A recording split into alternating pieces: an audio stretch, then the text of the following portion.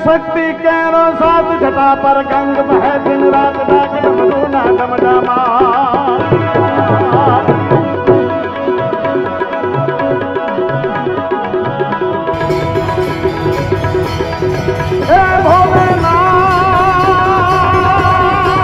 हर हर महादेव मित्रों, आज श्रावण मास नो प्रथम दिवस अने सोमवार है। आवो संयोग बहु वर्षों बाद बन्यो है।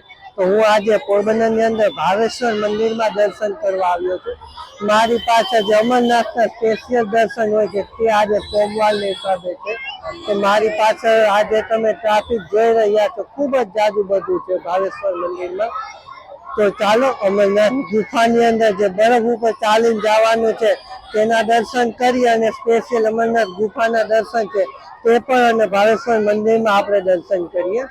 गुफानी अंदर प्रवेश करवा माटे आवडी लांबी लाइन छे अने ऊपर भावेश्वर महादेव अमरनाथ गुफा दर्शन नो बोर्ड पण मारेल छे। तो ये तमे जोई शको छो। चालो अंदर प्रवेश करीए। હવે આપણે ગુફાની અંદર પ્રવેશ કર્યો અને અંદર જાય છે। હું થોડીક વાર ઊભો રહી ગયો તો પછી પાછો ગયો। તો આવી રીતે આખે જે ગુફા છે તે બનાવેલ છે। અહીંયા ભક્તોની ભીડ પણ તમે જોઈ શકો। જોઈ લો પગ અધર લઈ લે। બાબા ભોલેનાથની અહીંયા મૂર્તિ રાખેલ છે।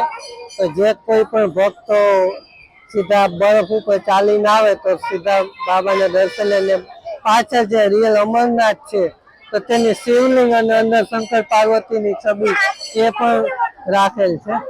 हवे आवे छे। हवे એટલું હાલીને આવ્યો હોય ને બધાના ફેસ જોવા જેવા હોય, ખૂબ જ ઓલું થાતું હોય છે ને। એક એક ડગલું બરફ ઉપર ચાલીને ભક્તો આવી રહ્યા છે। તમે જોઈ શકો છો કે એના ફેસને ઇમ્પ્રેશન, કેમ કે બરફ ઉપર ચાલતા ન હોય ને બરફ ઉપર ચાલવાનું થાય તો કેવો આ અહેસાસ થાય। ખૂબ જ ઠંડુ લાગે છે।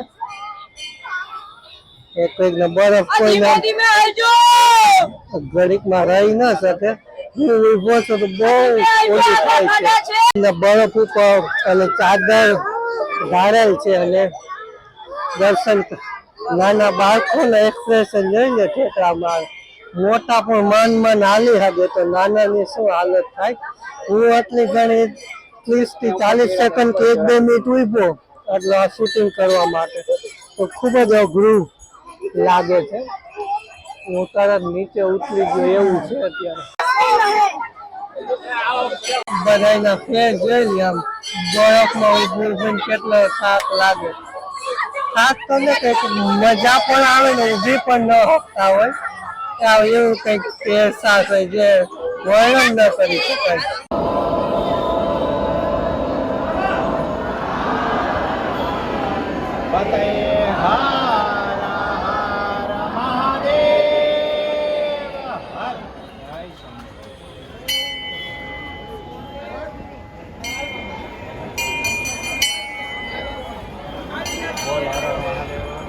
હમણાં જ આપણે આરતી કરી, આરતીના દર્શન જે લઈ રહ્યા છીએ અહીંયા। હમણાં જ આપણે આરતીના પણ દર્શન કર્યા। આ જે શિવલિંગ જોઈ રહ્યા છો તે આખી બરફમાંથી જ બનાવવામાં આવી છે।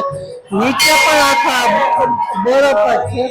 તો જે અમરનાથના દર્શન કહેવામાં આવ્યા છે તે ખૂબ જ આમ કે સાર્થક થાય છે, કેમ કે આખા બરફમાંથી શિવલિંગ બનાવવામાં આવે છે। ભગવાન શંકર ભગવાનના સોંગ વાગી રહ્યા છે, તમે પણ સાંભળી રહ્યા હશો। ખૂબ જ ભક્તોની ભીડ છે। આખા બરફ ચાલુ થઈ જાય છે, છેક સુધી બરફ છે।